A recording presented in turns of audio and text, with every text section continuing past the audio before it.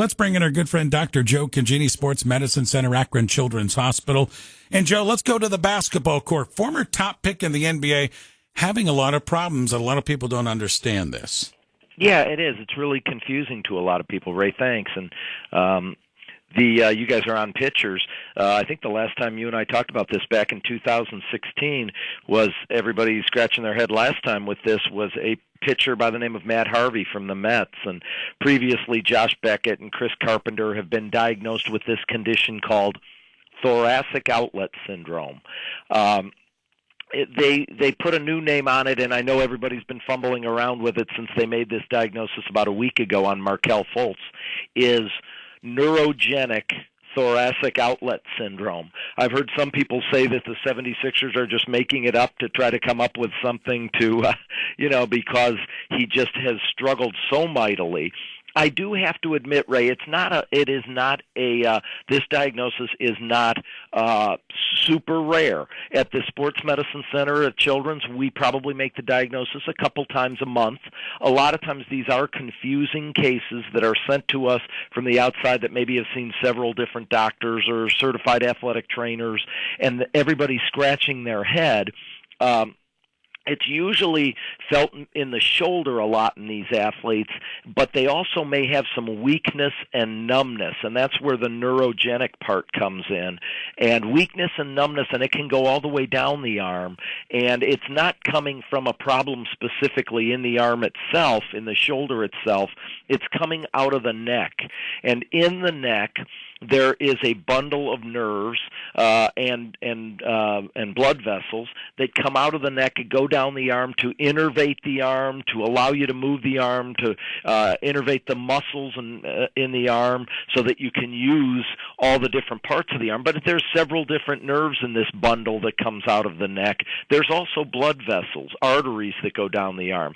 So very rarely in a significant case, like a traumatic thing from a car accident or something, people will get compression of the blood vessels. But in most of our athletes, it's the nerves that go down the arm, and that's what is being diagnosed with Markelle Fultz. And when we go through certain parts of an exam, you'll see that they can have numbness and tingling and weakness in the arm, and the bundle of nerves is being compressed by muscles or ligaments or bone in some situations. And as a last resort, in those three pitchers I mentioned, they do a surgery sometimes called a first rib resection, because the rib is also involved in sitting right on top of that bundle of nerves. And when they take the rib out, it takes some of the pressure off those nerves. But it is a surgery that many people have not made it back to the high level of professional athletes when they have had that surgery done. And it's a last resort, because usually it will respond to physical therapy and non-operative treatment. But in this situation, I think they are getting pretty far down the road with Markelle Fultz. It is unusual in a basketball player because they're not in that overhead position the way a pitcher is all the time. So I have to admit, although we see it quite a bit down here, it's in swimmers or tennis players or volleyball players or pitchers. We don't see it in basketball that often. But this young man, what a frustration, difficulty with his shot, totally a difficulty even shooting free throws, and a diagnosis of neurogenic thoracic outlet syndrome. Is this family history have any role in this, or is this wear and tear, Joe?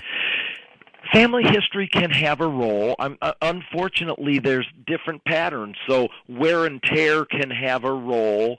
Posture can have a role. Structures can have a role. So sometimes it's the way people are made. They have a very narrow outlet where these nerves are supposed to come out of. They're made that way. And so, yes, there is sometimes people that it does run in families. Sometimes they resect the muscle when they're in there, too, or take the muscle off so it's not compressing.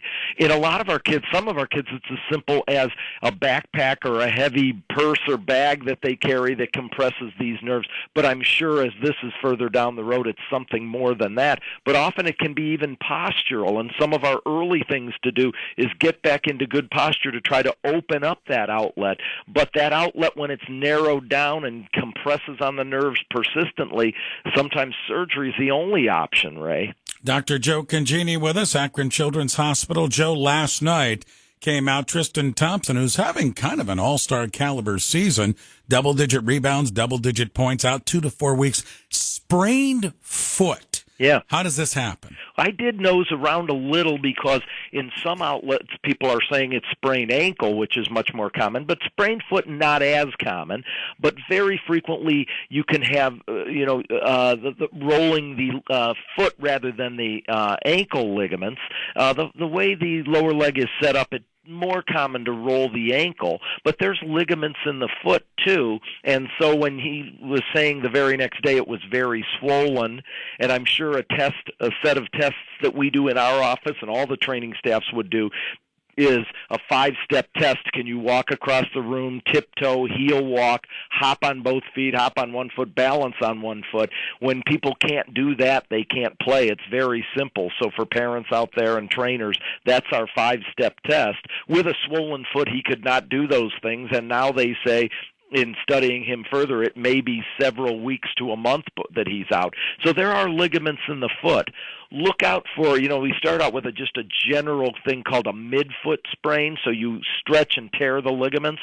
When they're swelling, probably some tearing of the ligaments. But remember, there's that one specific ligament type injury in the foot called a Liz Frank injury. I have not heard anybody mention that as they get further down the road, do further testings or MRIs. That's a real big deal, the Liz Frank sprain. But right now, pretty general, and we do this a lot too in our athletes that we see, just generally calling it a ligament injury to the midfoot, middle of the foot, a foot sprain versus an ankle sprain, which is a little more common in basketball. So with the swelling and with the fact he can't do those simple functions, Tristan Thompson's going to have to be out a while. And I totally agree with you. He's been one significant bright spot for the team this year. And they're still saying Kevin Love now mid-January recovering from that toe surgery. Yeah, not only are these two guys valuable veteran presence, but also the issue is, as you rebuild a team, are they trading blocks? Not so good trading blocks when you're injured like that. So getting these guys healthy has a couple of important roles, and so the sport medicine team is working overtime again at the Cleveland Clinic. All right, Joe. Good stuff this morning. Thank you for the visit, my friend. We'll catch up next week. Okay, Ray. Have a great week. You too. Dr. Joe Congeni at Akron Children's Hospital joining us this morning.